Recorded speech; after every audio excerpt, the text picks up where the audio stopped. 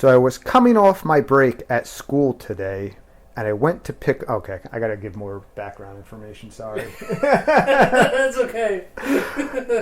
So, like, in between, like, the... where I say... okay.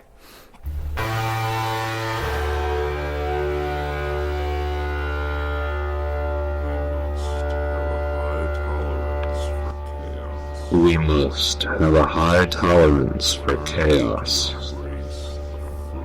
Learn to embrace the flow. Forgive all that we can't forget. Regret nothing we can't let go. For despite what we have learned, infinitely more we do not know. So let us tune our frequencies. Until new vibrations grow. Let's pretend that it never ends. And now, it's time to start the show.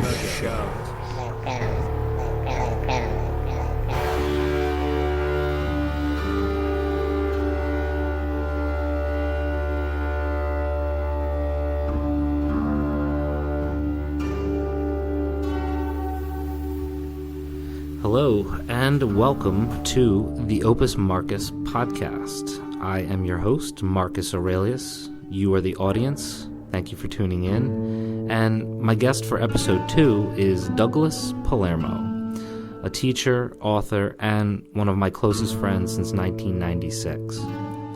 Doug's earliest internet presence began with FefWorld, one of the first 30,000 websites that ever existed on the internet, and still exists now at fefworld.com.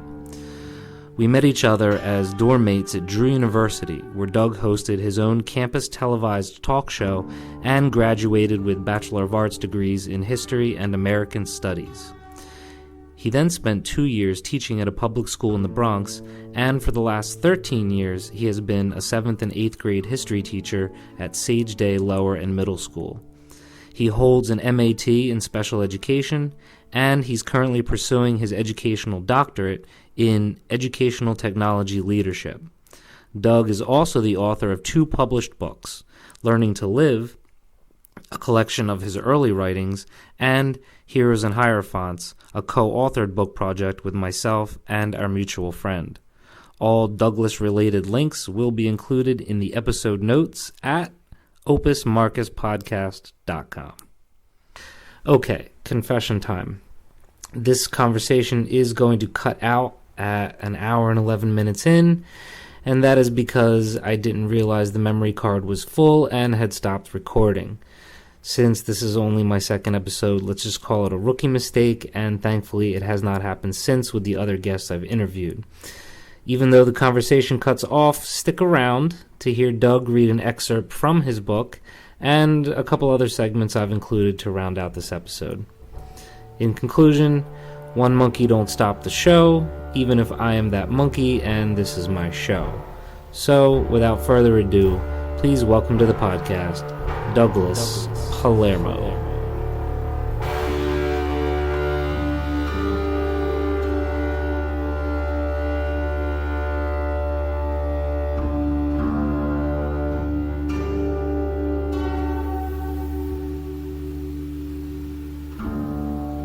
Douglas. How you doing? Pretty good, how are you? What's up? Thanks for coming over. No problem.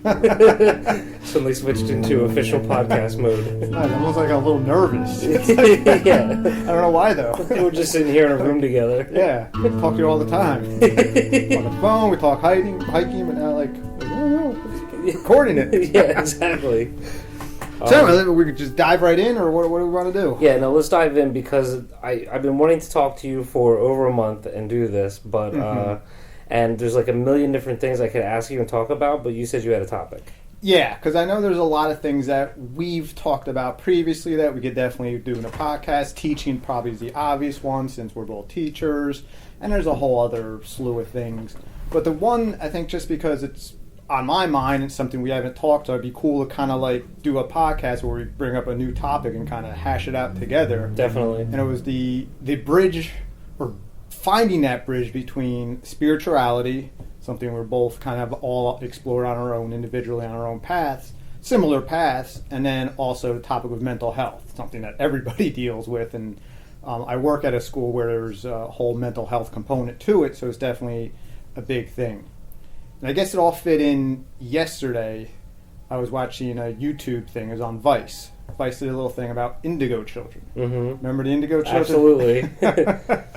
Like the new generation with special powers, and they're evolved and going to lead us, and so on and so forth. And I always kind of called BS on that back in the day when they were big. Like, that was big in like maybe 2005-ish, 2006. Like that's when all the books and documentaries came out. Like, what's his name? James Twyman. I think that's a name I may know. I don't know. Okay. But, so the documentary was like, okay, let's look at indigo children grown up now as adults, and like that whole phenomenon. And like, I found myself, one, not liking the grown-up indigo kids because I thought they were all BS, and two, not liking the like ironically detached reporter who thought he was kind of above it all.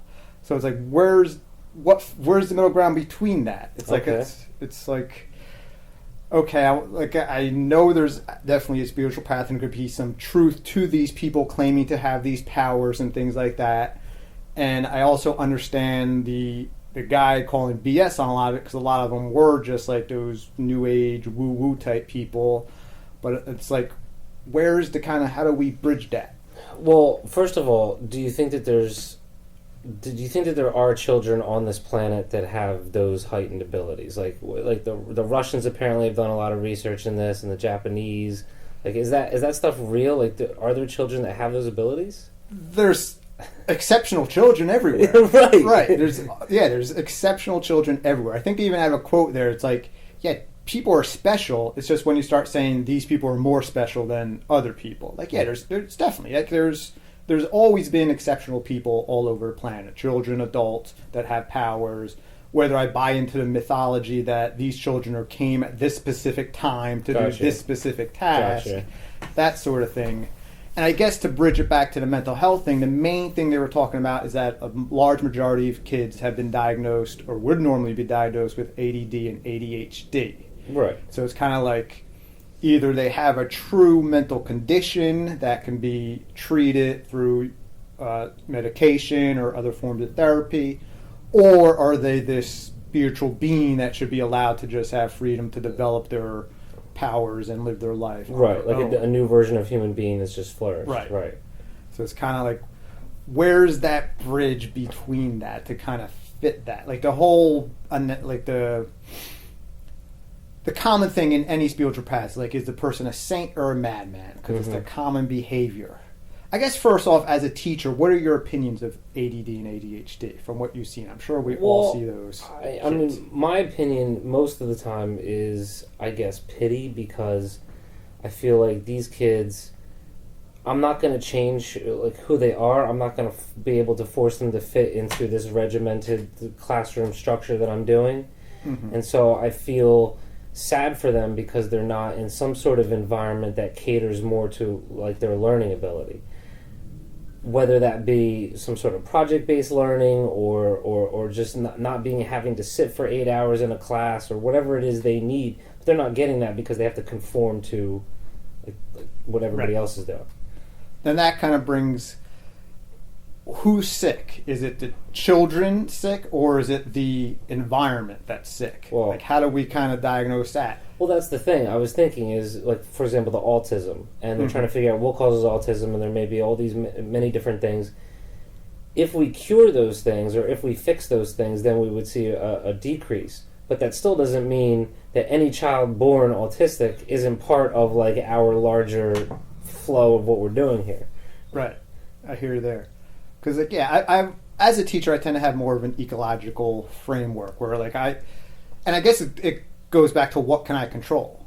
As a professional, what can I control? I can't change the child internally. Right.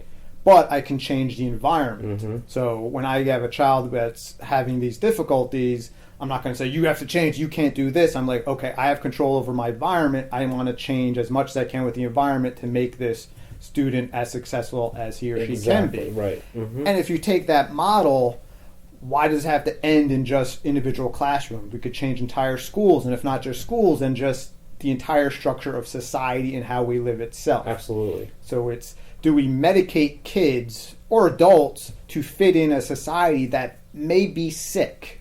Right, absolutely. Or do we use these kids that are different or having trouble fitting society as an impetus to further change and improve the society we live in? And where's the balance? And sometimes I'm definitely on the fence, because I will see a kid that just cannot focus on anything for longer than a few minutes. They go on medication, and if they go on the right one and the right dose, it works for them. And it's almost like you see a trade-off. You see something gone. There's something missing in the personality of that kid. But at the same time, they're able to just stay focused, and they can sit still, and they can stay focused in that environment. It allows them to be functional in that environment. Right, conform, can you right. imagine, and I guess it all comes down to imagining, creativity, can you imagine an environment where that kid can flourish without medication? I try to imagine that kind of environment all the time, where they're free to choose where they want to go and develop their own, like their own curriculum in a way. Yeah, and not even just school in general. Like, there's definitely kids that I see that I know once they get out of the school environment and are like working like hands-on, whether it's a mechanic or out in the woods in nature, that they're going to be fine. Yeah, so you're not going to see like right. Any problem that was kind of just that was deemed a sickness is going to be no longer as they're going to find their place. Well, that's the thing. We talk about it. We call it a mental health crisis, but there are so many simple ways that we can start fixing this. It's true. Yeah, it's interesting. So when you say mental health, yeah, there was a question I had about it, which was,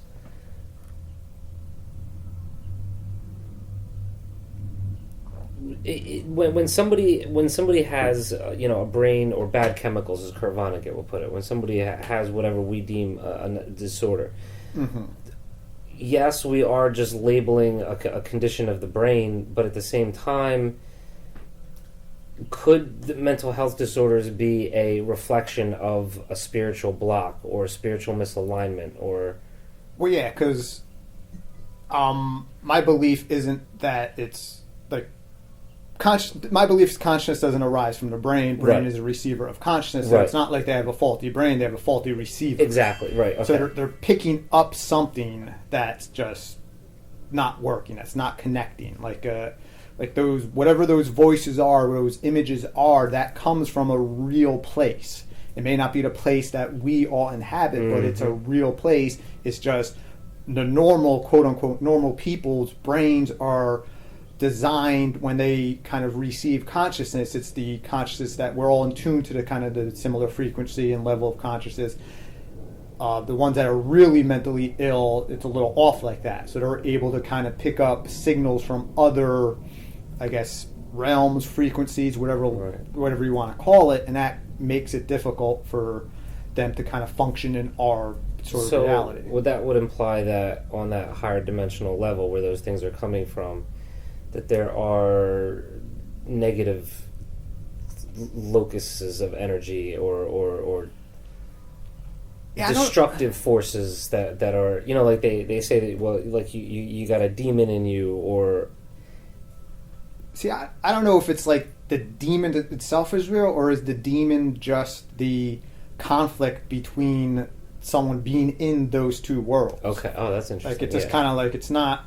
Yeah. It's not like he's channeling some demon. It's just because he's 1 foot here, 1 foot somewhere else, that creates that tension. Okay. If you're fully in one frequency, it wouldn't be a demon. Like, you could...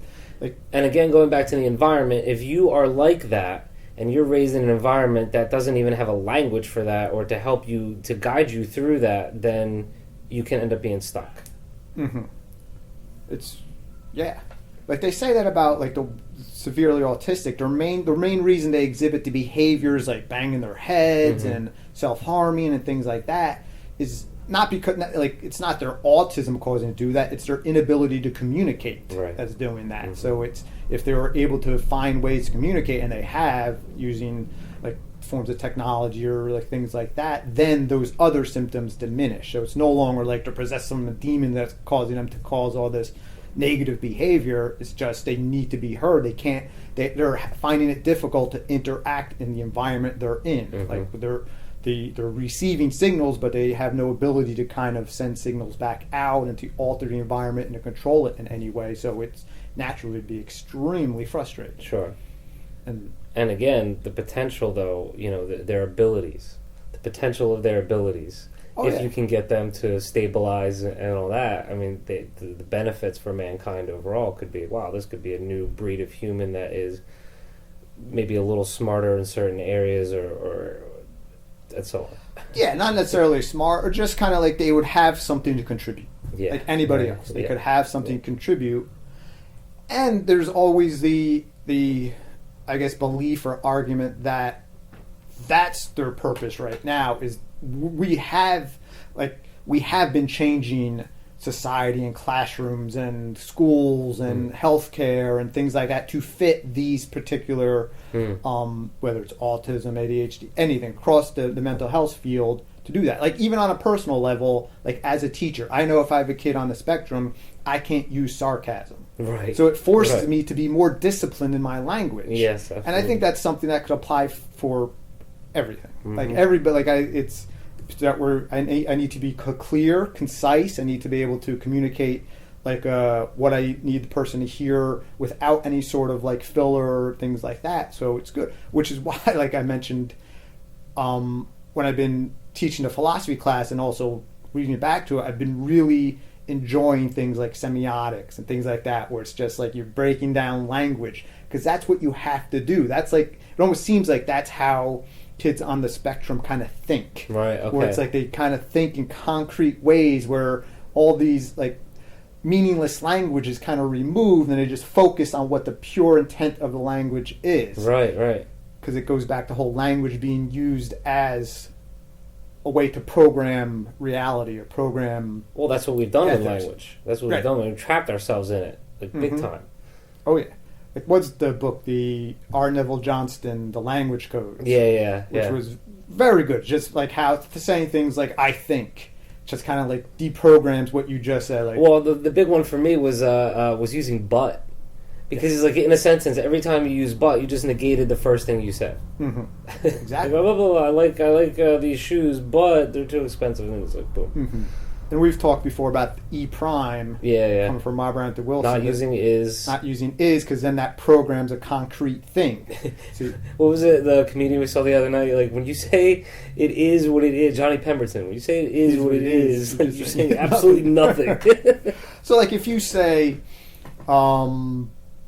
Johnny is a difficult child, then you're programming Johnny as being a difficult child. If you just say Johnny appears to have difficulty in these specific situations, then it allows a lot more options, a lot more opportunities for what this individual could be. I always look at it as taking a generalization and then like shaving it down for accuracy. How accurate can you get it? Right, exactly, yeah. And all you have to do is change a couple words. Some but not all. Some but not all people are idiots. Or some but not all appear to be idiots. Appear to be idiots. To me. To me, yeah. To me. That's a very important one. Because you got to put your own reference points in there. Right. So again, all things that normally you'd be able to get away with. Like, I guess, I know we say, oh, we're not going to talk about teaching, but it all goes back to that because that's our controlling metaphor in big ways. Where I always say about teachers is that you're as good as a teacher as you can get away with. So it's like, if you're a teacher and you have a well-behaved class, you only can get so good because you're going to be able to get away with a lot more, even unconsciously. Like it's not like you would realize it. I'm sure you could do all the professional development and do all the right techniques, but because you're not being sharpened by your students or the people in your class, you're not going to improve. Right. That goes for everything. Like athletics is the key thing. If I want to play tennis, I want to play someone slightly better than me so I can get better at that. Right, exactly. Like it's Vygotsky, zone of proximal development, where it's got to be just hard enough where it's a challenge, but not too hard so it's frustrating, and that's how you kind of grow and get at that flow state.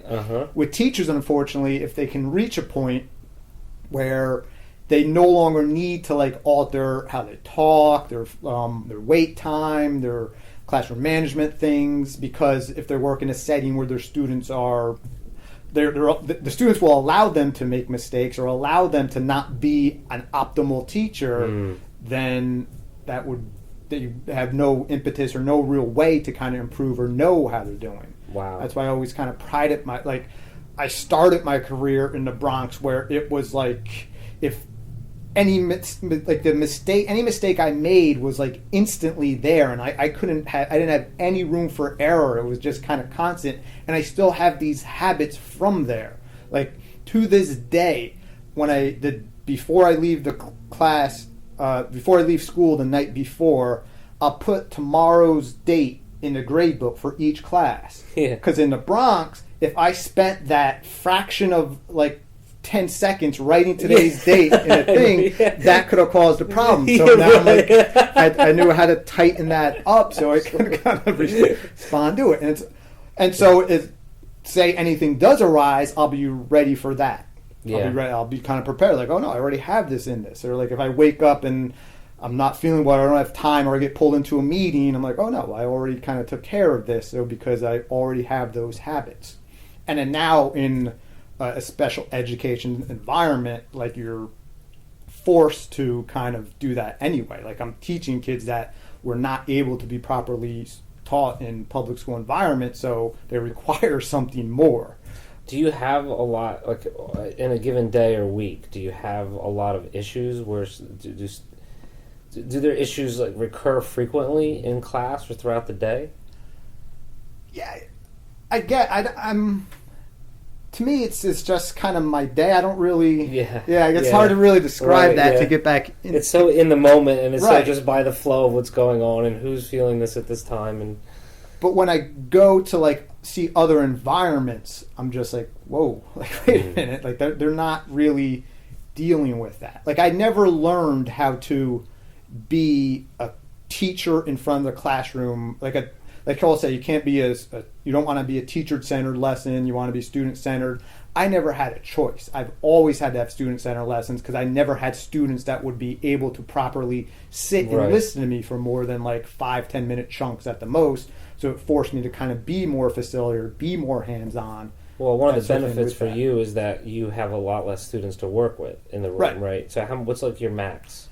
Max we go is 10. 10. Oh my God. That would be like, that'd be ideal. Because it's 25 in a room, so it's a lot harder. So I feel like I'm the opposite, where I've started out with all these teacher-centered based lessons, just trying to keep all of them engaged at once, but realizing as I've gone on my career that I need to back it up and give it back to them and trust them to be able to work together in groups.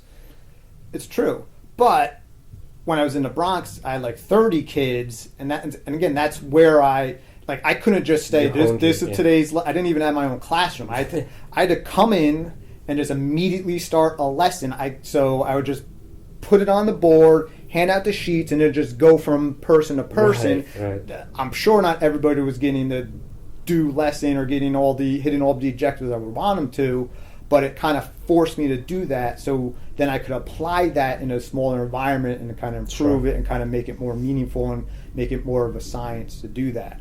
No doubt.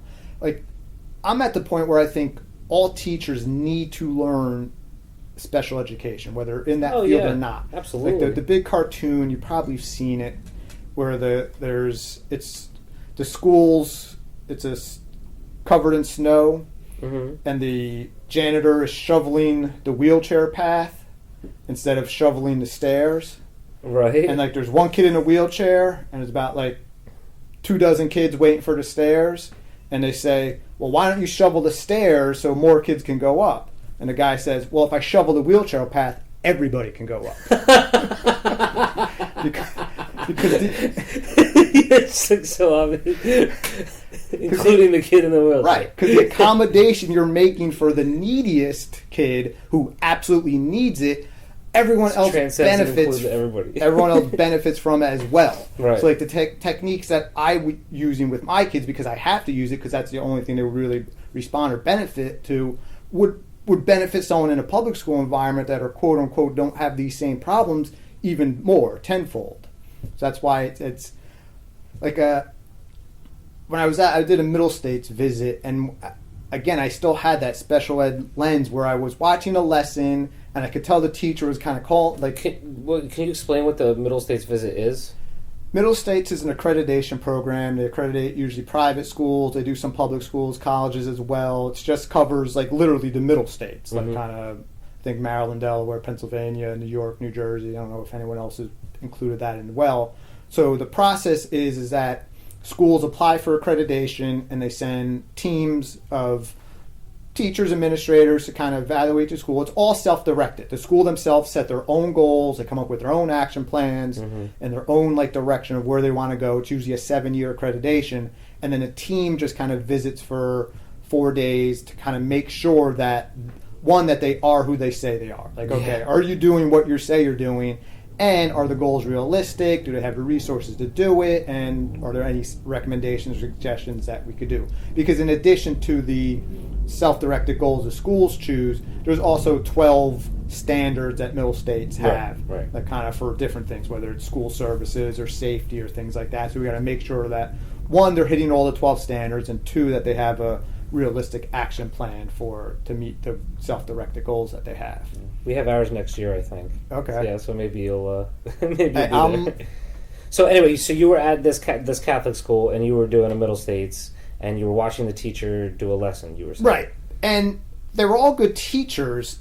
And it was a big class, but my eyes weren't necessarily on the teacher or like the kids that were answering the questions. Like I could tell that there were like the 3 or 4 other kids that I know were not following it. Yeah, and that's my focus. Yeah, just like, sure. That drives me crazy. What's going on with those kids? Yes, like, because it's just too easy to kind of slip through the cracks. Yeah. And then we could go on a whole discussion about how schools can be restructured and things like that, and so on. But let's bring it back to the whole spirituality mental health. Because I guess I wanted to talk a little bit about, we talked about ADHD, and that naturally led to school. Yeah, of course, right. We had to do it. Well, it's funny. I was at an iPad conference with Nikki last night, and one of the life coaches is working exclusively with adults who have ADHD. Like that's her sort of career focus, and helping them manage their ADHD in their lives and their professions and so forth. So it's not just something that kids are dealing with. Oh yeah, no. Like a lot of us have become more ADHD just because of the technology and everything. Oh yeah, speeding up. Absolutely. But okay, on the spiritual path, I'm a big believer in synchronicity, things like that, following signals. So if somebody said,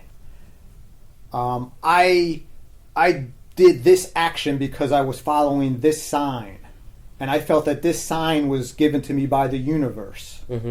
How would somebody in the mental health profession kind of view somebody saying that? That would be some sort of delusional, narcissistic, schizophrenic, whatever it is. Yeah, that's the gap where I want to So it's either like there is a real spiritual path, people can be connected to this universal force that can guide them, that they can intuitively follow, or is it all just sickness?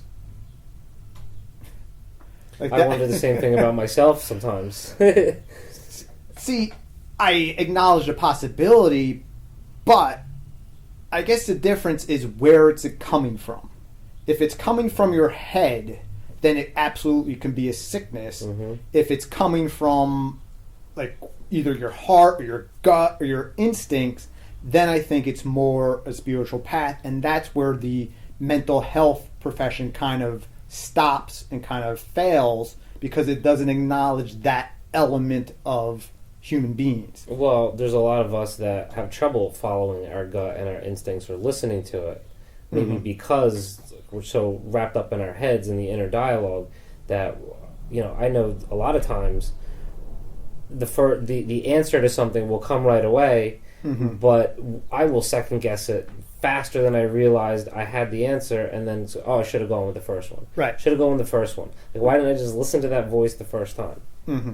So naturally, you would understand somebody in mental health profession hearing people say things like, "Oh, I got this sign," or "did this because of that." They're assuming it's coming from their head. Yes. So that's why they're diagnosing it that's why it's called a mental health condition, because they think it's coming from the head. Right. My doctor did the same exact thing to me recently. He thought it was anxiety. I'm like, I feel this pain on my left side. It's not going away. Something's up. I know myself. Right. This is pretty clear.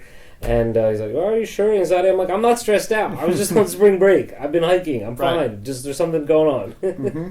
Like there's no way to measure or to record or to test whether, like, oh no, maybe it is coming from a real instinctual place. Isn't that what shamans are for? I mean, maybe we just need more of those type of people that we can go to. But where are they? Yeah, Like, is insurance going to cover them? Right, so right.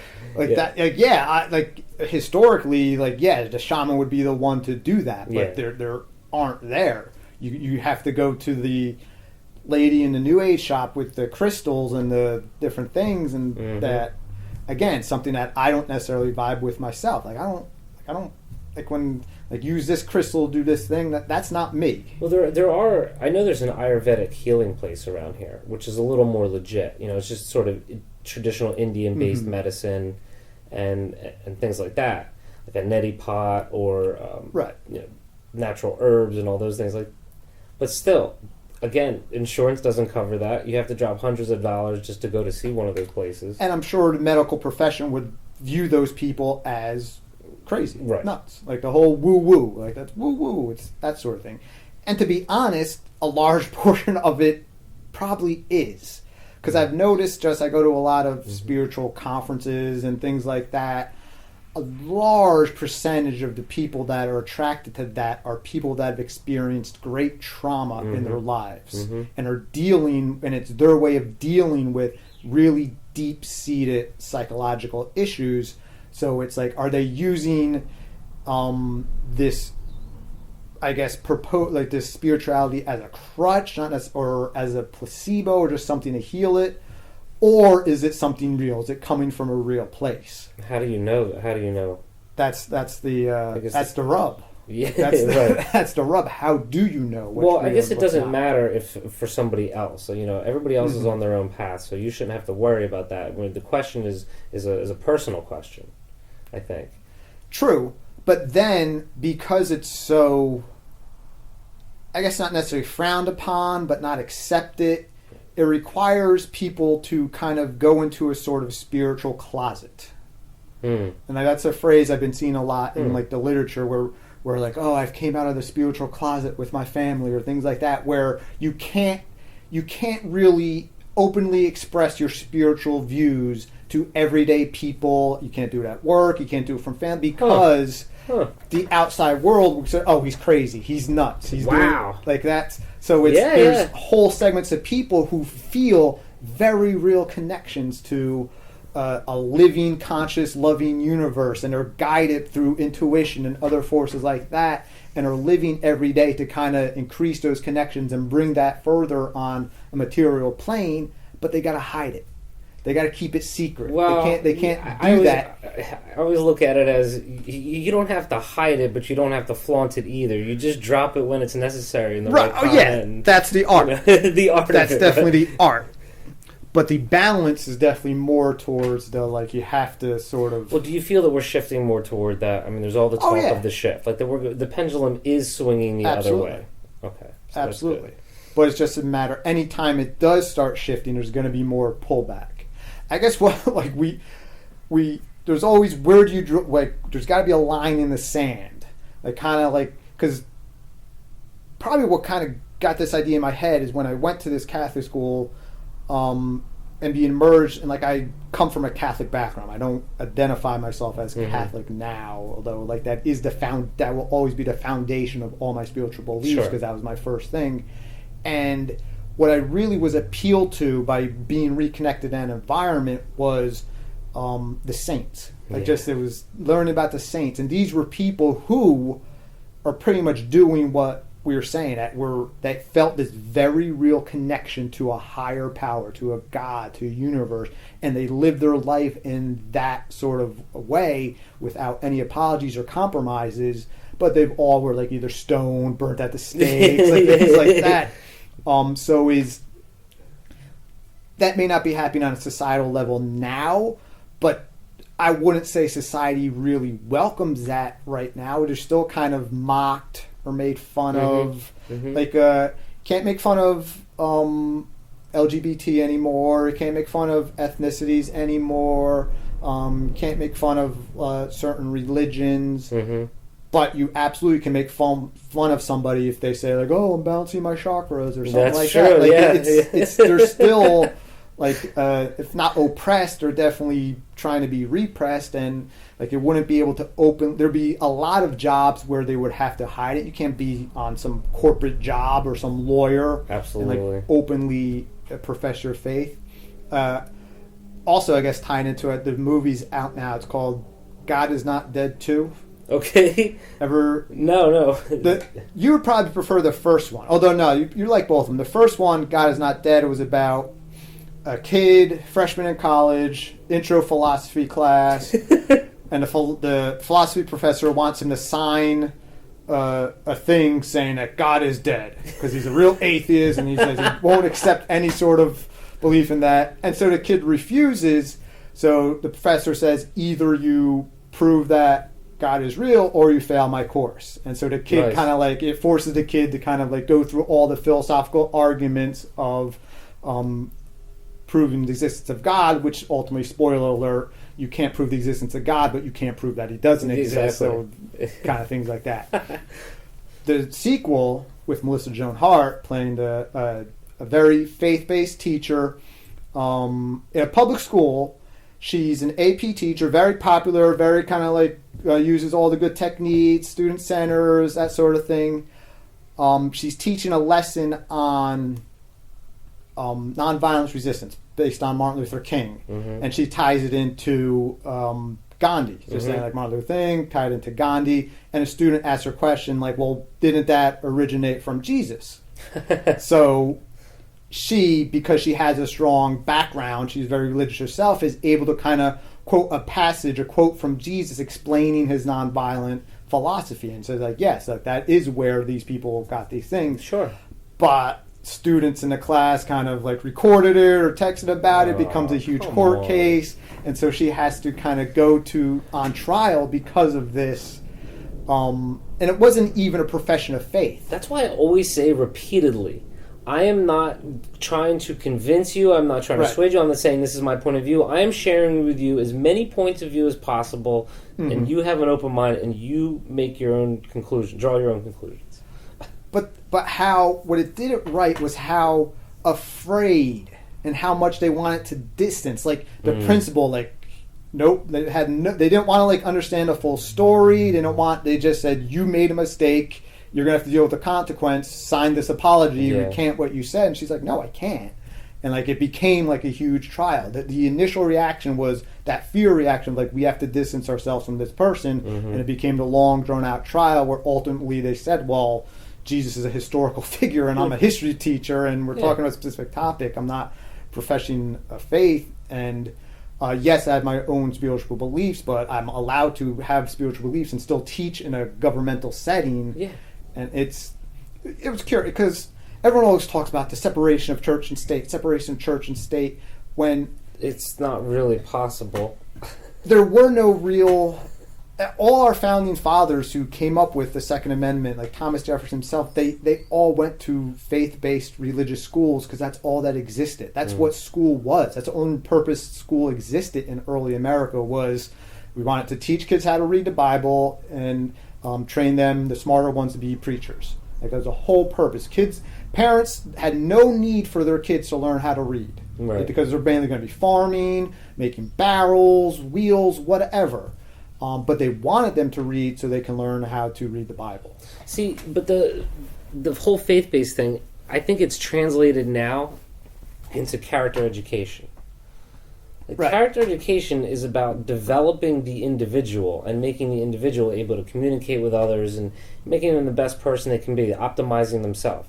Like, that's kind of replacing what religion did or needs to do. There doesn't have to be a specific denomination. It's just character education should be like a part of any public school education. I agree, definitely. That's definitely a huge thing. But then it's like, where does this character come from? Like, where is this kind of, where do we get our morality or ethics, our sense of what's right or what's wrong? What's that anchored to? Mm-hmm. Sure. Like, and it's tough to just say, well, we're all just kind of here just temporary for maybe 80 years if we're lucky. There's not anything beyond this. So, but while we're here, we're all going to be good to each other, even though it may not benefit us on the individual level. And you're getting mixed signals in terms of what we value in terms of who's success and who's famous and things like that, since they don't necessarily and right down to the people running our country. Sure, right. Because they don't model the same characters we do, or even sadly a lot of the teachers that are teaching character education as well. So like there's no real sort of like material evidence for a kid to say like, oh yeah, I gotta be a good character because of this person. Yeah. Only like maybe like to me I learned a lot of it through athletics, through sports, because there's always people in sports because in sports you're constantly the same thing, you're constantly being tested, yourself's being tested, you're playing on a team, so there's always examples of people in sports that are able to kind of excel and have strong characters, and you can learn from that, which is why kids who play sports tend to be better disciplined, do better academically, and are more tied into that sort of thing, get into less trouble. So well, talking about changes to make, like that's definitely one of the changes I think schools should make is my kids they don't get enough time to just run around. Mm-hmm. Talking about being able to sit and pay attention to a lesson, they just have more time to run around and tire themselves out and to be calmer. Yeah, definitely. Yeah. You gotta move with bodies. Right. Like everything's about teaching the whole child. Mm. So yes, we teach the mind, we teach the body, we teach the emotional thing. But we got to ignore the possibility that there is a spiritual higher element that transcends the self that we just kind of put on a shelf. Right, you got to leave that home. Leave that home. Uh-huh. A lot of like it'd be good enough. Just sometimes we even say leave your bodies home because you're just going to be stuck in a desk all day. But luckily we're able to get kids out and active and outside and things like that, but we definitely they can't just talk about their faith or they can't talk about sometimes they do though. You know how when you get into those conversations with the kids, and inevitably you get to a certain point where those questions start coming up. Mm-hmm. You know, well, how did humans get here? Well, then who created this? And it eventually goes there. And then you're like, there's that fine line. What can I answer? What do I answer? How do I answer it with a broad enough context to include all of these beliefs and not have anybody get pissed off at me? Right, and I guess that's the rub, is that we are trying to separate it instead of just. I'm not. Well, but I guess when we say we are as like a society, as a species, like we want to like kind of have separate spheres where we are allowed to do this here and this there, sure. Like the whole Venn diagram concept, this here, instead of focusing on the middle of like where it's happening. And I would want more of a push to where we're able to kind of like talk about like, okay, let's hear about what you believe. What's your beliefs based out of? What, like, you're Jewish, what do you believe? Like that sort of thing. What's the common ground between it? So instead of like hiding our faith, we kind of everyone's able to openly express, well, this is what I believe. Get it out in the arena, the arena of thought, because that's when we're able.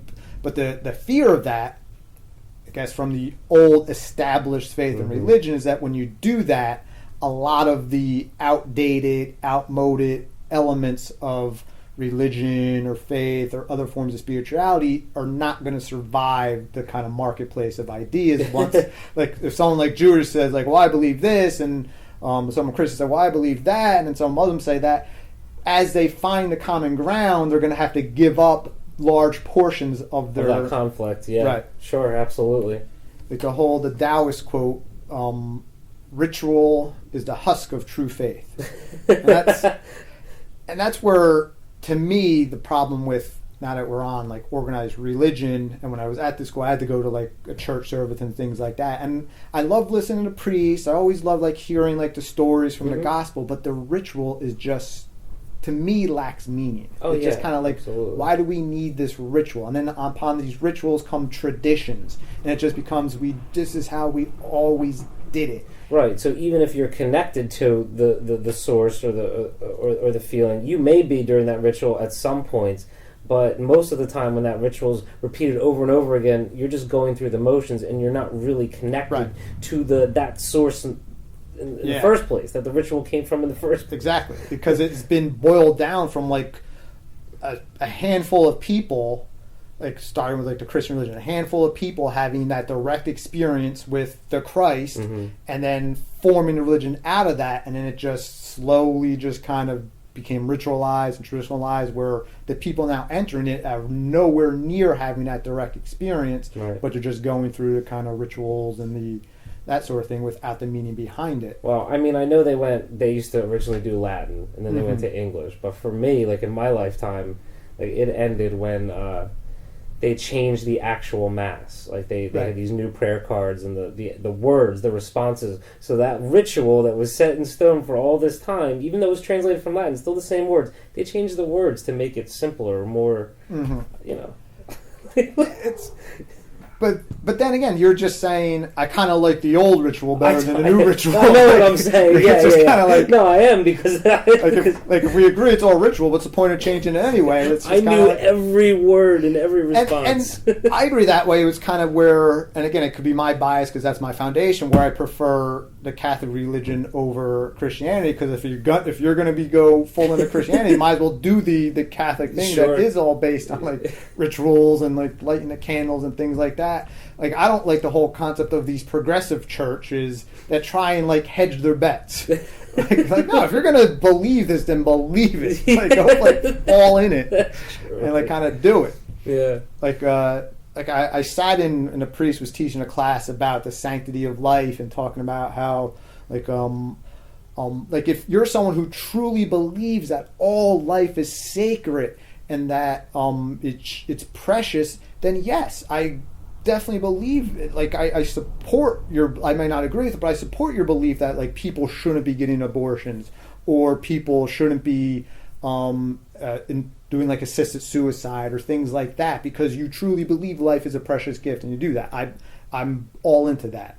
But then it's when you try and take those beliefs and put it onto other people, or to put the legal structure to allow it. If you don't believe in assisted suicide, then don't help anybody die yourself. You know, if somebody else does, then that's what they're going to do. It doesn't really have to affect you. But then the conflict, the cognitive dissonance, is there's places down, you hear about them, where it's like a bed and breakfast.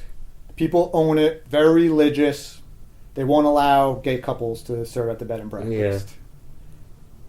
That's where I get the libertarian side of me says, what the hell what's are you wrong doing? with that? What's wrong? If these people truly believe that, why can't they operate their business based on their beliefs? Because there would be like whole swaths of the country where gay people would not be able to travel or stay at a hotel. Do you think that, though? Do you think that's the thing? Because I think societally, like, there would be societal pressure nowadays to do that. Look what's happening in North Carolina, where they're passing these laws to make it more difficult for, I guess, I don't know the specific laws, but like, I know they're targeted towards transgendered and the LGBT community and things like that. And because of that, corporations are boycotting. Like Bruce Springsteen, like, canceled a concert. Like, there's a lot more societal pressure. Everyone thinks, and by everyone I think like the baby boomers, that we still live in this like 1950s period where we have like the Ku Klux Klan running around, and if we don't have these strict laws that forces people to conform and you must sacrifice your beliefs to allow these things to happen. It would just be so what you're you saying described. is, if you got the hotel owners that don't want the gay people to sleep there, people are so enlightened and awake now that there's going to be a bunch of hotels down the street that are going to accept them, and those other people are going to go out of business. Like you just go to the other hotel down the street. Yeah. Like Chick-fil-A. That was a large-scale example of that. When they found out that their owner was homophobic, all of a sudden there was this big boycott on Chick-fil-A.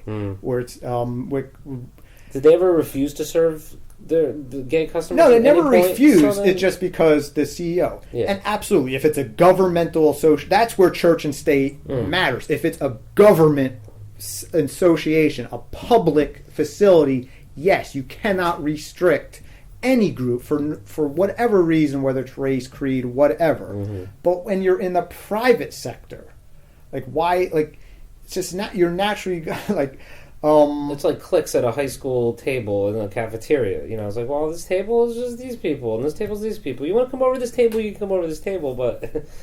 But when the teacher says like, "Oh, you have to have this kid sit at your table," that doesn't help that kid. No, right. So it's like when you try and force things onto people, whether it's in your intent, it may be good, like, oh, they need to be more inclusive, but you almost have to allow to do it naturally. They have to grow on it, because now whoever owned that bread and breakfast that is being forced to accept gay couples in their bed and breakfast, are they going to be more or less homophobic now? Right. I would say more, because they're going to be more just kind of resentful of the fact that they had to do that. Yeah. And that's a lot of arguments say that's why we still have so much lingering racism in the South to begin with, because the people were pushing too much during the times of segregation and things like that. It all boils down to Reconstruction, because Reconstruction was handled so poorly,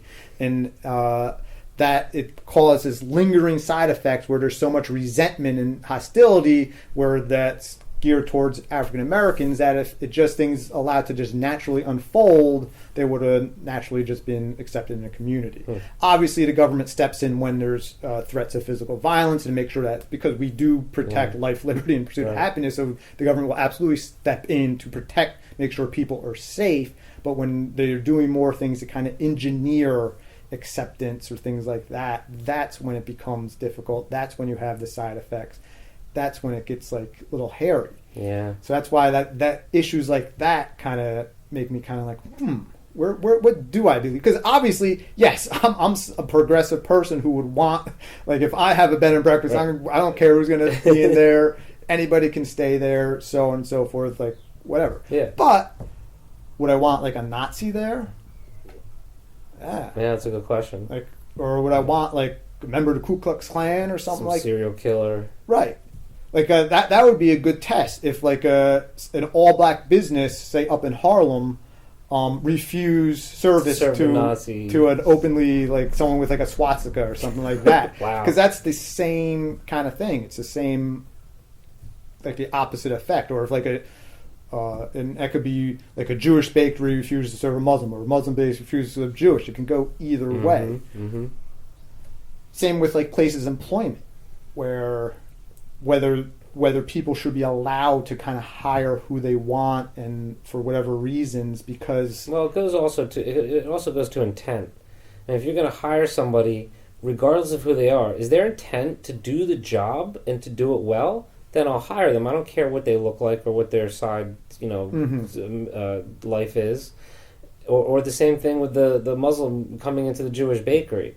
Do you want to buy some Jewish bread? Are you here to buy some Jewish bread? Then you're welcome. If you're here to bomb the place, then I'm not going to... Of course, you don't know, but... Private corporations, the private institutions should be able to have their own sort of image of what they want. They're like, am I going to get a job being a waitress at Hooters? No, because the Hooters Corporation has a set image of what they want their product to be. The product being the waitress, the busty waitresses. So they're hiring a specific type. They're profiling a type of things. I had an argument with the manager of West Coast Video in Vineland once, because it was all females, and I needed a job, and it was real close, and I applied. and didn't get it. And I remember arguing with her that it was because I was male. And I was like, you don't hire any men. Like, that's discrimination. Like, these are all young, attractive girls. Where's the diversity here? Right. And of course, that was a Seinfeld episode, as everything was at one point. Was it? Oh. I seem to think so. Like, I think Elaine tried to, like, make herself a little more, like, plain looking, and then, like, tried to make herself more voluptuous to see whether she would get hired at, like, a diner, and then kind of, like, called foul and things. But again, shouldn't you be able to kind of do that? Yeah. Like, it's not like there's other opportunities for you to find employment elsewhere. Exactly. Again, bring it back to athletics. There's absolutely no rule that says women can't play in the NBA, or that slow white guys like myself can't play in the NBA. But teams are only going to hire players that are playing at the optimal level because they want their team to succeed. And to do that, they need to hire the best people in that field, regardless of race, religion, creed, or whatever. So if somebody like Brienne of Tarth came to play basketball, they would get in because it's possible. She could stay at that level. It's definitely possible for, like, it can. They talked about Brittany Griner. She was the one that they kind of thought could be a possibility. She played for Baylor University. She was 6'9", dominated women's college basketball for the period she was there. And there was talk about, will she go to the NBA draft? But ultimately, she didn't. She didn't test it, probably because she was a little too thin for a 6'9" build. Like, a 6'9" in the NBA, you're getting people that are, like, men that are 6'9" and kind of huge, to kind of be pushed around. 6'9" in women's college basketball, she can kind of dominate and use her body to dominate other things. But, like, there's no rule preventing her from doing that. Gotcha. It's not like the days of, like, Jackie Robinson where you can't have black players in the major leagues or things like that. There's no one breaking that barrier. It's just about skill. That's why a few years back, that girl who pitched for that Little League team in Philly, like, same thing. Like, and who knows where she ends up. Like, there's no rules in the Major League Baseball about a woman breaking that barrier or anything like that. That'd be awesome. Because as long as you have the merit to do that, you can kind of do that. And again, that's one example, but you can apply that anywhere. If like, you know what you want your business or your whatever to be, why do you need to force? Because it almost seems like, as you can tell, I'm against things like affirmative action or quotas or things like that, because I feel you're sacrificing quality. Sure, absolutely. You hire somebody because you interviewed them and you believe that they are qualified for the job. Like, it's as simple as that.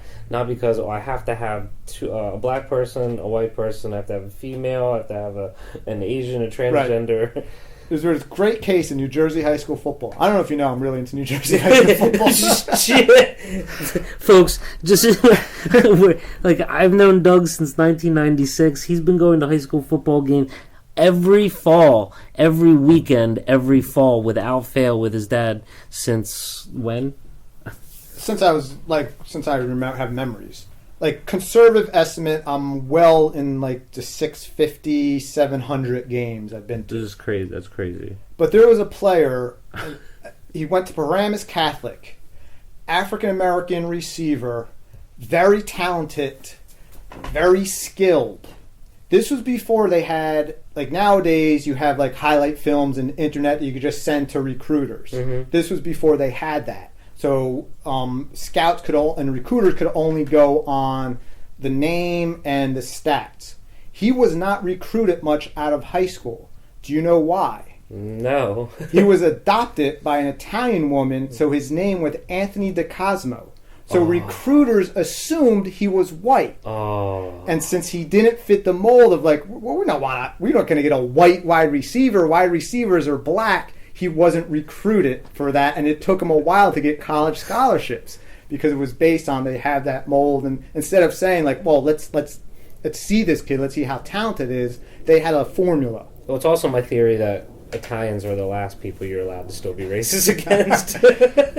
True. Like, it's definitely true. Like, like Italians from New Jersey. Yeah, and Italians from New Jersey. It's just kind of like cross sections. You could do that. No, that's not true. Remember when we saw Joey Diaz? What he said? The people, the Polish. He's like, those motherfuckers been made fun of for years. You don't hear a peep out of them. Yeah, that's true. Right. So definitely the Polish too. So it's, or even just like that new immigrant, that ethnic, like Polish, Italian, even Irish still probably made fun of, like that sort of that second wave where they're still I guess you would say the last white people to come to America. Yeah. Like they're still white, so they can be made fun of, but they're the last whites that are made fun of by all the other, like the old school, like Protestant, English, German, people, as well. So kind of like.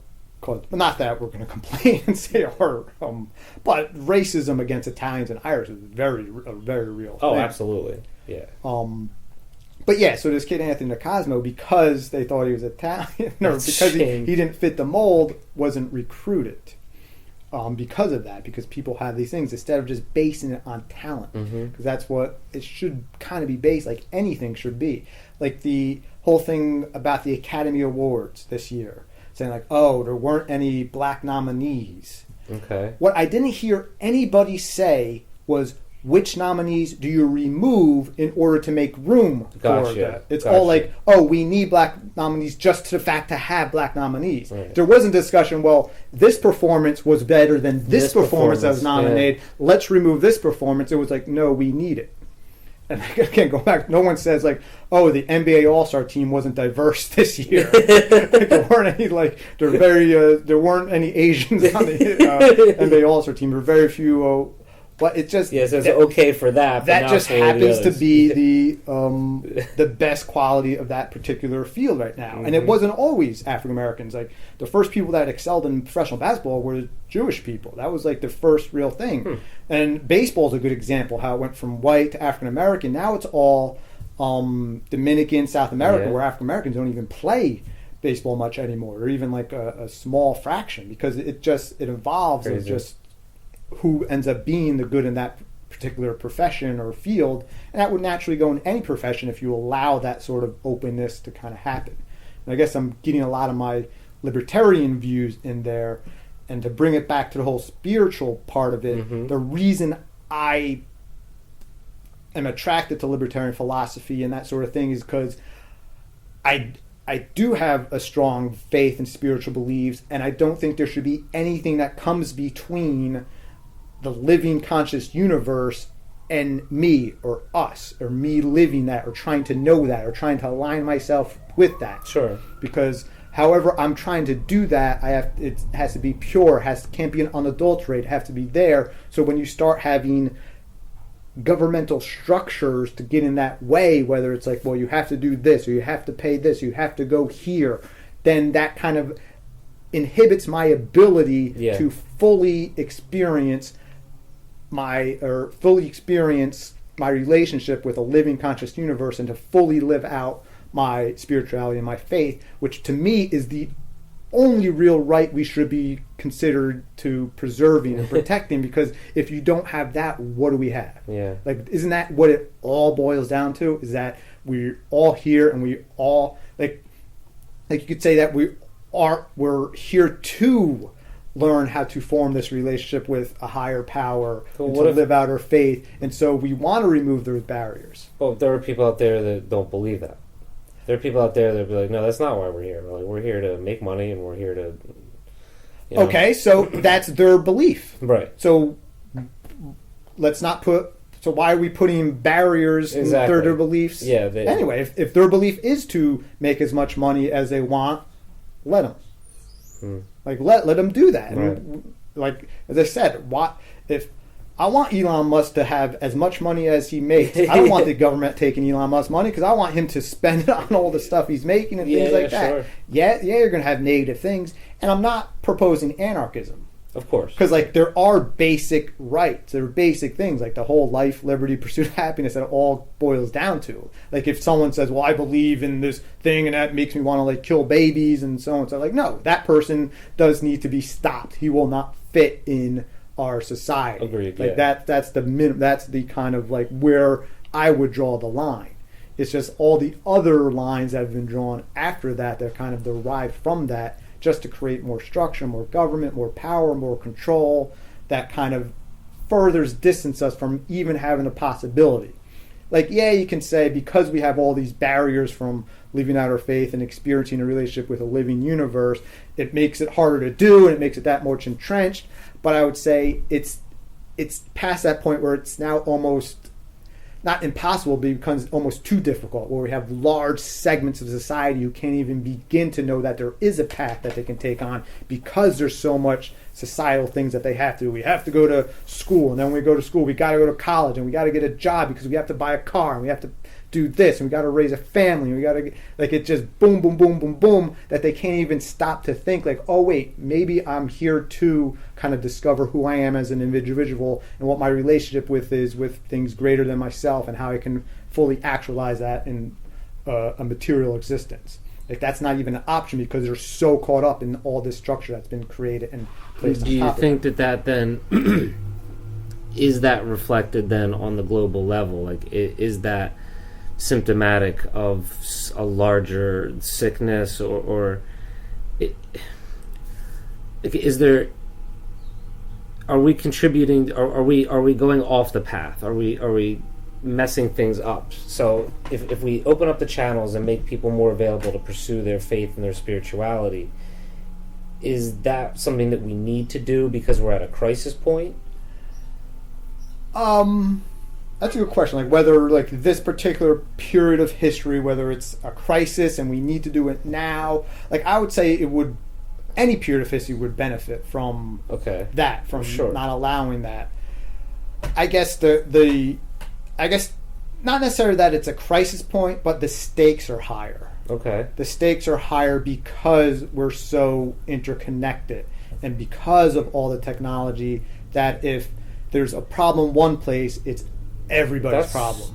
Right, exactly. And that's why, like, yeah, we kind of do need to come up with global, universal values that we can kind of live with and accept, because otherwise we can't really, like, there probably were always religious zealots in the Middle East, but now we live in a period of history where they can affect us where we are, where we live. Big time. Like, like, literally, like, planes can fly into buildings, or suicide bombers can walk into, like, train stations or whatever because of how globalized it sounds like. I would even argue that we're probably even, society as a whole may even be healthier now than it's been in the past, but we can't afford the sickness now because of how connected we are. Yes. Like, it was okay when we were like you could have the flu, but you're isolated and you're not infecting anyone else. But now that we're all connected, if you have, like, a cold, that can spread. That's going to spread. Okay, got it. So it's just kind of like that. So it's interesting times. But the Chinese curse. See, we got in a whole lot of different avenues. Spirituality and mental sickness. Again, and that's kind of where we started, and from there we went all over. How are we doing? Yeah. Take me whatever direction you want. I was just going to say, how would somebody know that they're spiritually misaligned? They would have to feel it. Like, that's the only way you could do it, because to me, spirituality is not an intellectual pursuit. Like, you can pursue it with the mind intellectually, and that could provide a color or meaning to your feelings, but the feeling comes first. So if you don't feel it, then, and you kind of wouldn't, you have to make that feeling of being unaligned, like things just don't work. I would say it would be things like depression would be a feeling that something's not working or something doesn't fit, or anger. Well, yeah, anger is just other form of depression, like anxiety, things like that. Just kind of tells you, like, okay, something doesn't connect. And then you got to find what's the root of that. Because it doesn't mean that everyone who's depressed is necessarily unaligned spiritually or things like that. It could be a whole other reason. Just like someone's angry, it could be they have, like, a passion or a drive. It could come from there. It depends on what place it's coming from. or things that you just feel unaligned. Unfortunately, people that aren't aligned have difficulty recognizing it, because that's the whole. It's almost like it's simple. Yeah, you go. They go through these cycles over and over and over, and you hope, or sometimes they do hit that wake up call, and they say, okay, something's up. I need to do something. I need to change. And you said something to me a while ago, I guess, whenever I was going through one of my bad times, and you said, what about the basics? Did you cover the basics? Are you eating right? Right. Are you getting enough sleep? You know, all these physical things first. Are you taking care of those things first? And if those things are okay, then see how you feel or see how you think. Yeah, that's a good point, because I did want to bring up the topic of depression, because that was something that I also wanted to talk about with mental health and thing. You read a lot of books, like the Mike Dooley's, The Secrets, or even the Wayne Dyer, and they say like, "Oh, you just have to be happy." But it's all like this mental exercise. But again, like there are very real people that are suffering through depression and have like chemical things in their mind, like where it's not that simple. Like the spirituality books don't take into account. Like it's almost like while the mental health doesn't take account for spirituality doesn't do much to take account for the real possibility of mental health. And just do some yoga, like just do a kriya, it's like, you'll feel better. You just gotta like burn the thing. Like no, you may have a serious chemical imbalance that you need talk therapy with some medication to get you on a better path. So again, it's about taking all the different fragments that exist out there that are not communicating with each other and trying to form this sort of holarchy. But it's very hard for an individual to do that right now. Yeah, and there's the best map that we have, for whatever reason, I don't know why this guy isn't on billboards, is Ken Wilber's 4-quadrant integral framework. Because they say, okay, you're depressed. So you have the inner personal. So that's meditation, doing yoga, doing the spiritual work. Inner external, that's eating the proper diet, possibly medication if it's severe. Then you have the collective external, like getting involved in the community, like helping out, giving back, volunteering, being part of something. And then the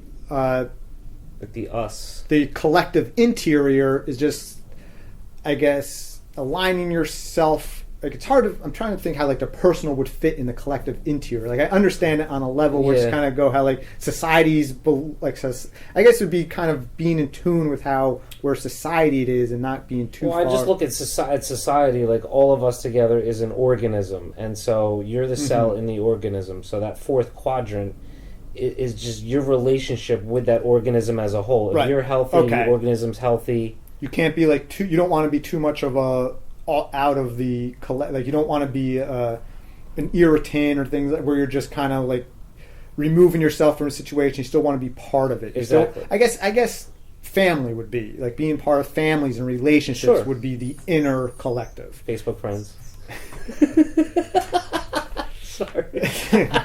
I think that would be exterior. I don't see any real inner meaning with absolutely Facebook right. friends. But family's a good one. No, you're right. Family, like an inner thing, personal relationships. That would be the inner collecting. So, you're not just saying oh, you're depressed, take medication, or oh, you're depressed, go to yoga, or oh, you're depressed, you should volunteer more, or oh, you're depressed, spend time with family. What are all of them? Yeah, all of them. Yeah. All of them. What can you do in all these areas that will help align you? And you, as he says, like Ken Wilber says, you can't advance in one area if you're too regressed in another area. Like if no matter how much yoga or meditation you do, if you have a chemical imbalance in your brain and that's not being addressed, it's not going to help. Or no matter how well you're doing, like you may have perfect health and you may do all the yoga and meditation, but if you're not contributing at all to society and just completely living for your own being, then you're not going to really advance. Or if you don't have any real family or relationships, it's not going to do it. You have to do all 4. To me, that's why to me it's common sense. But there seems to be a fear, not a fear or a rejection. And I always tie it to academic, colleges. Because colleges are all departmentalized. Right. It's like you have the English department, you have the science, you have the anthropology, you have this, you have that. So for professors or academics to accept this framework, they have, just like when we said, if religion's in the marketplace, they have to give up. They have to admit that, like, oh, I don't have all the answers. Right. I just have this piece of the puzzle, and then go to this department for this piece of the puzzle, and things like that. That's where I see where I want school to go. Like right now, it's all departmentalized. Go to English class, history Absolutely. I was class. just gonna say it trickles down to the class. elementary. The movement now is interdisciplinary. So it's like the English and the history teacher need to be working together. Things like that. Okay, so we got a door. Pause. A door, yeah. All right. Okay. So we're talking about the concept of like going from separate disciplines in education, like history, English. Then it's interdisciplinary. Right. Disciplines work together. The next step, where they're going in like countries like Finland, and just ultimately is just transdisciplinary, where it's like we don't need we don't have to identify like, oh, that's science, that's English, that's history, because knowledge is just knowledge. Like people learn by just taking like knowledge in, and it's just naturally there's going to be a scientific component of it. There's going to be a historical component. There's going to be an English component. There's going to be things like that, and that's kind of be where learning. Just anything. But in order for that to be possible, it goes back to character education and family education, because you have to produce the kind of child that can learn with that amount of freedom. That could see, not necessarily, because you're assuming that.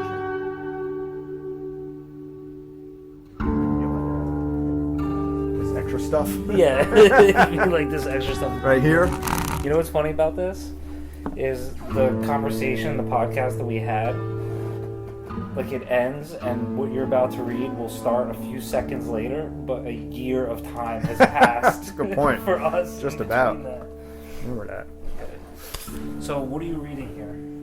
So, is this conversational, or am I just kind of no, just like a set piece? It's like explaining. Yeah, I was gonna do an intro. Yeah. I will be quiet. Okay, Take it away, Doug.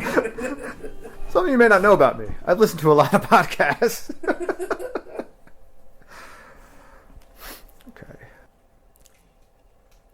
Hi, welcome back, I guess. I was asked by Marcus to read something from my book as a little outro, so that's what I will do. A lot I can choose from, but since this is Marcus's podcast, I'm choosing one related to Towelboy. So this is actually what's from my book, Learning to Live, Early Writings.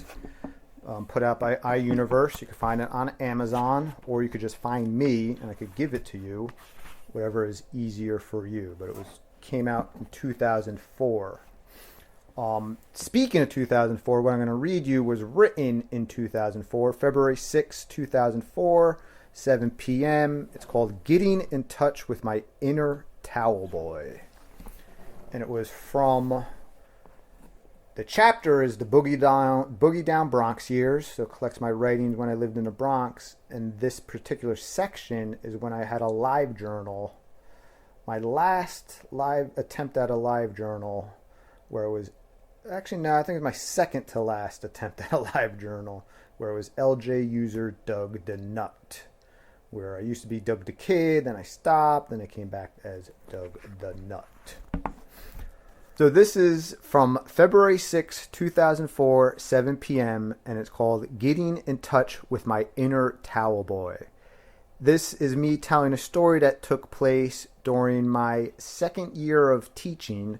I was at a school, CIS 232 in the Bronx, where I was a middle school history teacher. So this is a story from that time period. Getting in touch with my inner Towelboy. So I was coming off my break at school today, and I went to pick up my next class in the auditorium where they were watching an assembly by a Latin jazz quartet. When I got to the auditorium, I noticed the assembly was still going on. Along with the quartet, there were students on stage with maracas and bells. All of a sudden, before I fully took in the whole scene of what was going on, the guy on stage with the microphone says, "Where's Mr. Palermo? Come up on stage, Mr. Palermo." He called my name a couple more times before I walked down the center aisle of the auditorium up on stage as the 300 plus 8th grade students cheered widely. The only thing that came to mind was that maybe they were going to give me an instrument to play, which could be cool. Then the guy with the microphone says, "Now, Mr. Palermo, I hear you are the best dancer here at CIS 232. It was then that the reality of the situation hit me. I wasn't brought up here to hit a triangle or shake some maraca. I was going to have to dance. My face turned red, and I made a failed attempt to escape, but it was too late. The band started the rhythm, and after a pause, I just went with it. 1, 2, cha-cha-cha. 3, 4, cha-cha-cha. As I got more comfortable, I started playing it up a little for the crowd, shaking my hips and stuff. 1, 2, cha-cha-cha. 3, 4, cha-cha-cha. I was a white guy Latin dancing in front of 300 plus black and Hispanic students, not to mention my colleagues. The bilingual teachers were especially having a blast watching me. I'm sure they'll be joking about me in Spanish for weeks to come. After the song ended, the crowd went wild, and I started to bolt off the stage, but that damn guy with the microphone grabbed me and told me to stay. He brings up another teacher, a young female black teacher. The guy with the microphone shows us some merengue steps. The band starts again, and there I was, doing the merengue. She spinning me, I spun her. I was beginning to feel like Rick Moranis in My Blue Heaven. The kids and adults, of course, were loving every minute of it. All told, it was definitely one of the craziest experiences of my life, and the whole time I was thinking, if only Marcus could see me now. The rest of the day, I was the recipient of an equal number of jokes and polite praises about my dancing skills. "You're such a good sport, Mr. P." Nut, I tell you. Nut. Okay, thanks to Doug for being such a good sport. Remember, Douglas-related links are located in the episode notes at opusmarcuspodcast.com. Please stop by and leave a comment on the message board letting us know what you thought about the episode. And now it's time for a semi-recurring segment on this podcast about legendary blues singer Ol Nasty Rascal. As I explained in the last episode, one day I discovered Ol Nasty strumming a guitar alone in an abandoned church. I learned that he was one of the greatest blues singers of his day, who is sadly all but forgotten these days. Ol Nasty is also, sadly, at the terminal stages of a disease he will not disclose, but he has agreed to let me record these final rants on his life and legacy. In this bit, Ol Nasty describes a special feeling called the swagger, a sort of impervious confidence that allows one to connect with an audience. It's a mental flow state often described as feeling and healing the pain simultaneously. Yeah. Hey, don't you know I'm just an old man. I'm just a happy old man, okay? I got the swagger. Why, you don't know what this swagger is? Oh, little girl, the swagger is when you be acting all cool, you know? You got the swagger. I gotta put a little... I get a little spitter in the back of the throat just to get that voice down in just exactly the way I want it, because otherwise it doesn't have that same gruffness. Yeah, see, there we go. Now we got some gruffness into our voice. Yes, that's the years of wear and tear on my voice, baby. Just years and years of singing the blues. Just traveling from town to town, traveling from buzzy to buzzy for years, just singing the blues.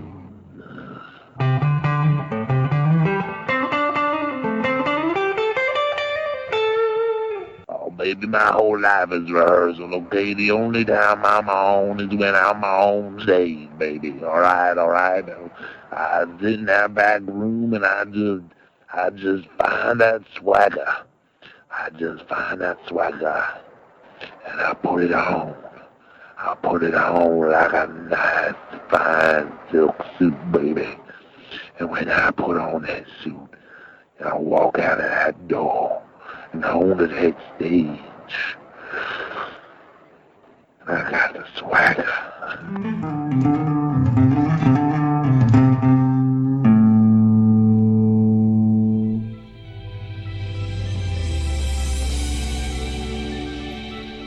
Can the circumference of a thought become tangent to the topic? I wish people could realize that things just are. What do I fear the least? Describe your most memorable smell in detail. How should we choose to face the impending situation? Your life history is in the folding pattern of your laundry. What is the greatest lesson never learned? Very funny since it's not very much scrub your consciousness clean of fear, judgment, and ego gratification.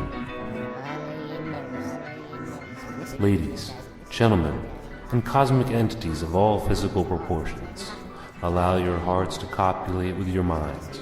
Exaggerate your idiosyncrasies. Surrender your love. And ask and be asked and be asked.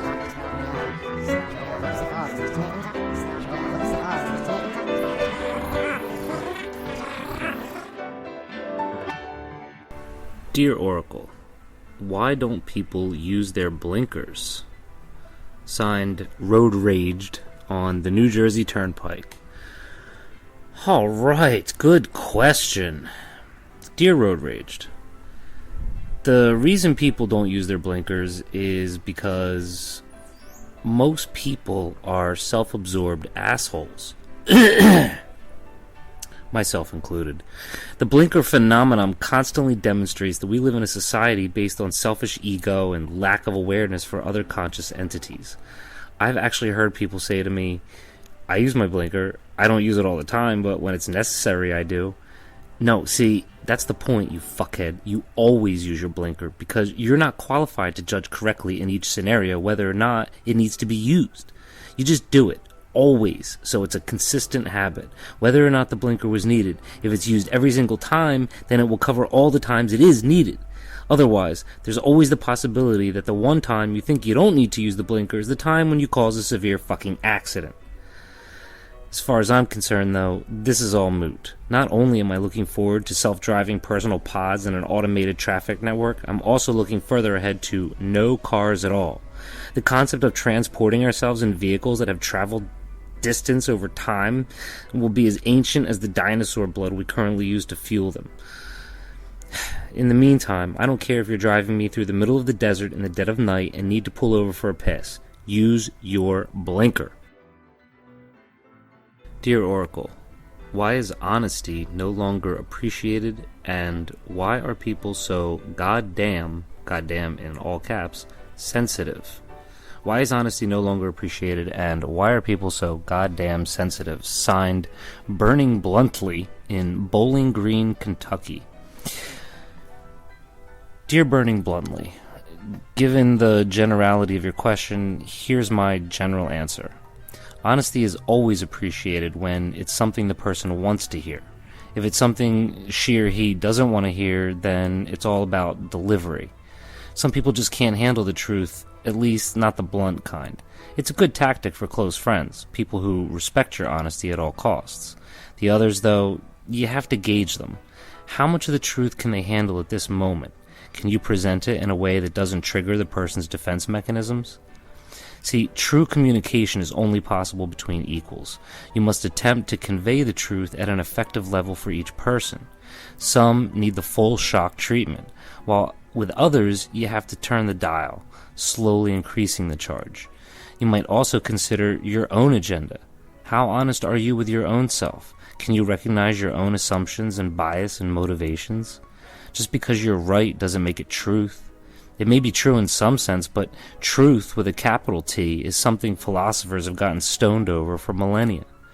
The truth may be that your tone of voice, expression, timing, and or choice of words could be the reason why the other person doesn't want to hear what you have to say.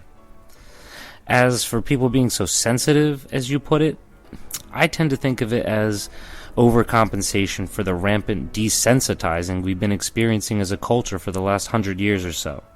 It's not that people are too sensitive, it's that they're programmed with these habitual reactions to emotional stimuli. If anything, they're closed off, stuck in rigid patterns of psychological behavior. If they were truly sensitive, they would have an increased awareness for others, themselves, and how everything connects. That's when honesty starts to become appreciated. False sensitivity is born out of fear and denial.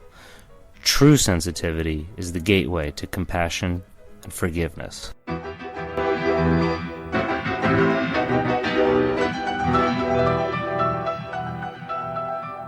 Dear Oracle, why don't you touch my ass and balls and go fuck yourself? Signed, your mom in your mom's vagina. Whoo! Well, since you so kindly asked this question, I will give you an honest answer, Mom. Well, let me see. You want me to touch your ass and balls and then go fuck myself. I have no problem fucking myself. I do, however, have a problem touching your ass and balls. I don't know where they've been. I don't know how clean you keep them. I don't know how long you want me to touch them for.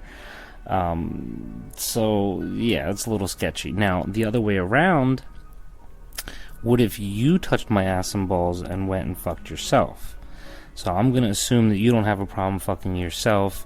Now, if you do have a problem touching my ass and balls, then we're at a stalemate.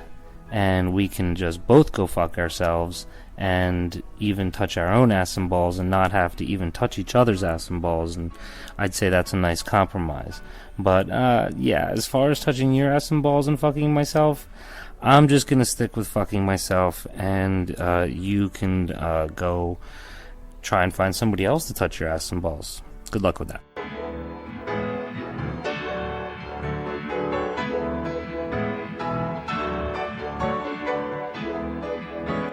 This next question is actually from a very good friend of mine, Noel Rogers, and he's a pretty wise person, so let's see what he's asking. Why is everyone so stupid? That is a great question. Well, the thing you have to understand about stupidity is that there is no psychological classification of stupidity in terms of intelligence. Mentally retarded people, and I forget all the different scales from like idiot to moron to savant, but they're all actual medical terms. Stupid is not related to any specific IQ. Stupid is a derogatory term that we apply to almost anybody who does almost anything that other people consider to be unintelligent. But the truth is, stupidity is a natural human condition. Stupidity has been around as long as we have, and stupidity is probably the reason why it took us so many millions of years to evolve to this point. Stupid action after stupid consequence after stupid action after stupid consequence until the organism slowly learns to adapt, survive, and not make the same goddamn mistakes. But, of course, stupidity also then serves a valuable evolutionary function. And that is probably why stupidity has not gone away. The other reason is just because there's such a conflux of events and factors happening at once in any given situation in this reality that not everything is going to work perfectly. And chaos is often the cause of stupidity. Either chaos in your mind because you weren't paying attention, or chaos from the universe, events that have changed together to make this stupid result happen for a reason that you know what. But no matter what the actual origin or nature or role of stupidity is, it seems like something that is inevitable, and it's just one of those things that we have to be constantly vigilant about. Recognize stupidity, try and get around it, try to deal with it, but don't allow it to muck up the whole system.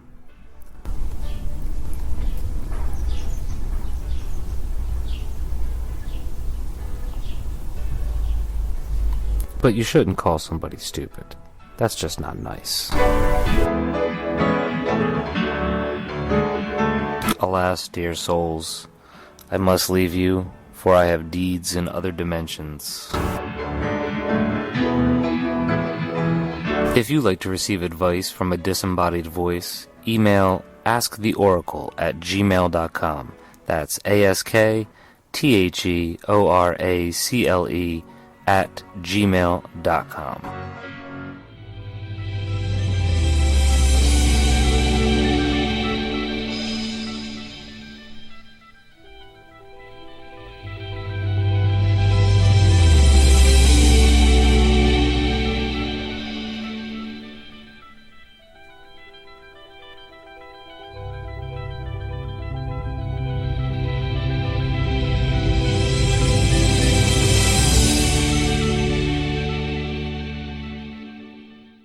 Okay, I hope you'll indulge me for one last bit.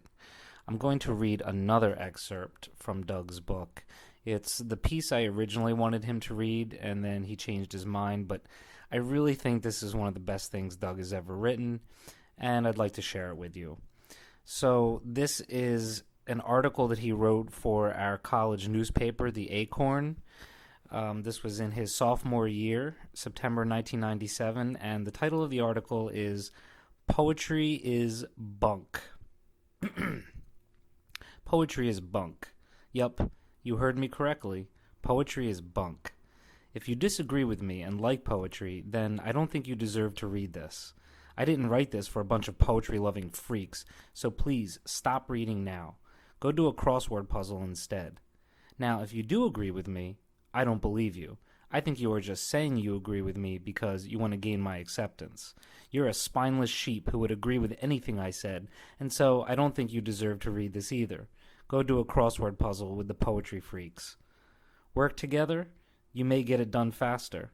You'd be surprised what a little teamwork can do. Okay, now that I don't have any more readers, I feel a whole lot better, more at ease.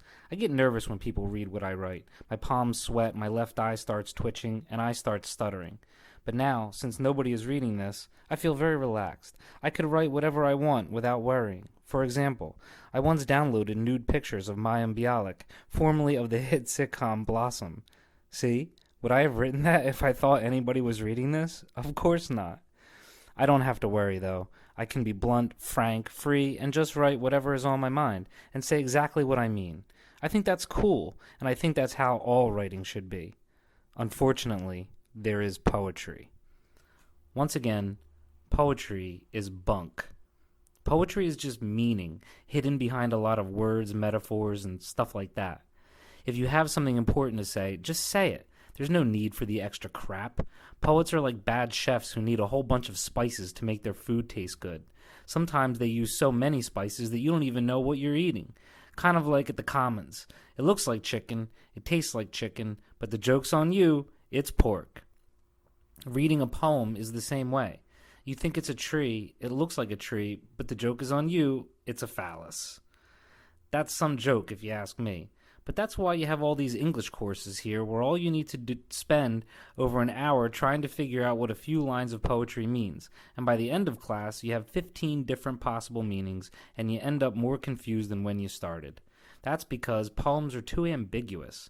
You'd have better luck taking a philosophy course and trying to figure out the meaning of life. Life may have a meaning, poems don't. To help illustrate my point, I will now write a poem and try to figure out its meaning.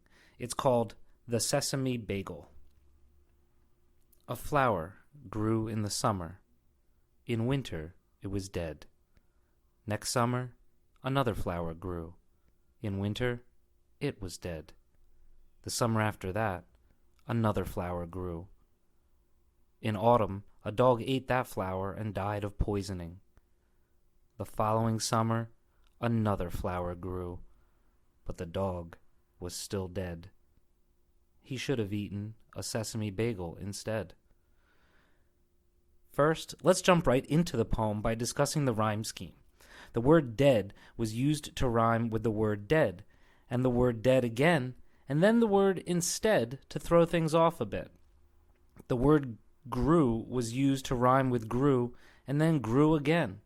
However, in the beginning and middle of the poem, the words summer and poisoning are not rhymed with anything.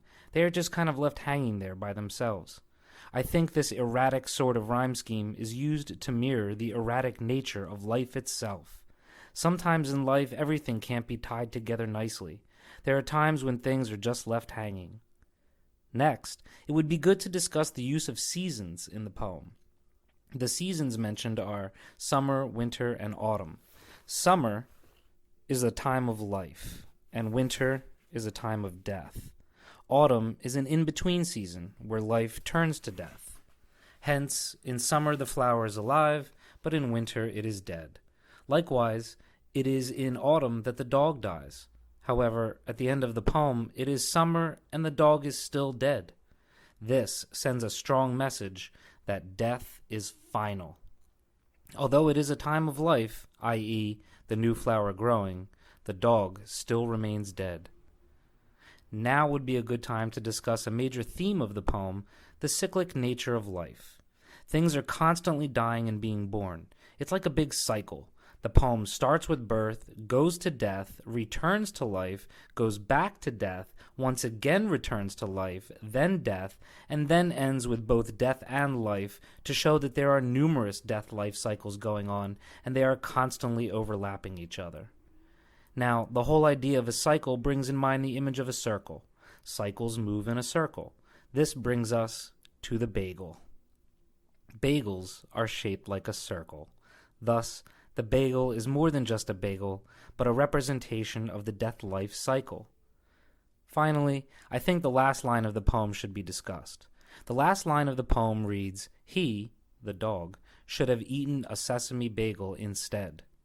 This implies that the dog had some control over his fate, and that it was his choice in life that caused his death. This brings certain existential overtones to the poem. The dog had the power to choose his own existence, to choose his own fate. The poet tosses aside all notions of predeterminism. It wasn't fate that made the dog eat the flower and die. It was his own decision. To a greater sense, we all face the proverbial choice between the flower and the bagel, and it is our responsibility to make the right decision in life. Now, the reason why the bagel had to be a sesame one is unclear, and probably just some facet of the poet's genius that can't be understood by a reader of inferior intelligence.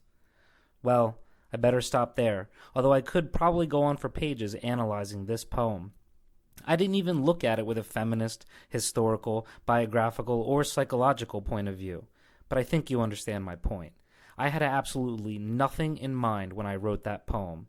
However, when you look at it closer, it becomes a real thought-provoking, deep piece of literature. Thus, when you are dealing with something as abstract as poetry, you can make whatever you want out of it. So to wrap things up nicely, poetry is bunk, sesame bagels go good with cream cheese, and you are not even supposed to be reading this.